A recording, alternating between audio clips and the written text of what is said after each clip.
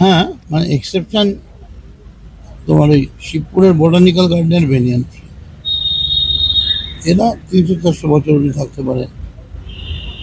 মা কালী 1000 বছর থাকতে পারে। গৌরাঙ্গ মহাপ্রভুর মন্দির 500 বছর হতে পারে, পুরীর মন্দির থাকতে পারে। কিন্তু যারা সাধারণ মানুষ, তাদের জন্মাবার সময় লেগে জন্মিলে মরিতে হবে, অমর কে থাকবে। তো আজকে যদি অভিষেক যে কথাটা বলেছে, আমি সেই কথা শুনেই বলবো যে প্রবীণদের নিশ্চয়ই প্রয়োজন, কিন্তু প্রবীণরা যদি তারা রাস্তায় আমার সামনে দাঁড়িয়ে পড়ে যান, গুলি খান, ধাক্কা খান, সেটা আমাদের ইয়াঙ্গার জেনারেশন অনেক বেশি লাগবে।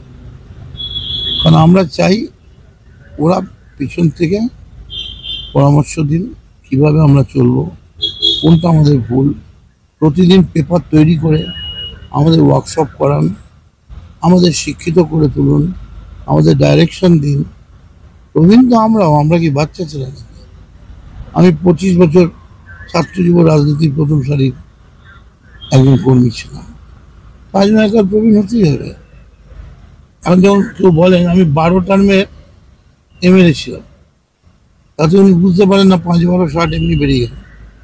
আর 3 টার্মের আমি এমপি, তার মানে 75 বছর আমি এমপি আর এমএলএ, আর 25 বছর মানে যদি মিনিমাম দাঁড়াবার পারে, এমনকি 21 যদি ধরি, তাহলে 94-95 এমনি হয়ে যাচ্ছে।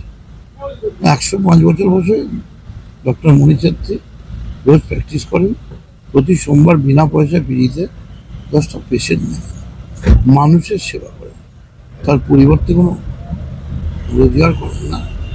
কোনো মন্ত্রী, কোনো রাজ্য, ডক্টর মণি ছেত্রী চাইলে একটা মন্ত্রিসভা, একটা রাজ্যপাল বা একটা রাজ্যসভা কোনো ব্যাপারে।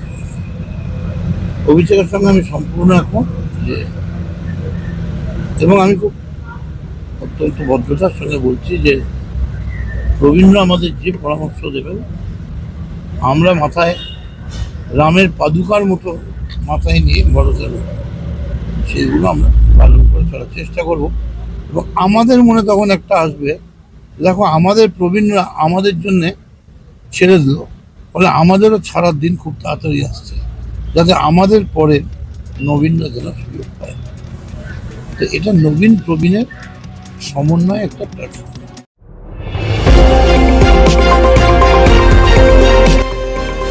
আমার বাংলা, সঙ্গে থাকুন, সঙ্গে রাখুন আমার বাংলা।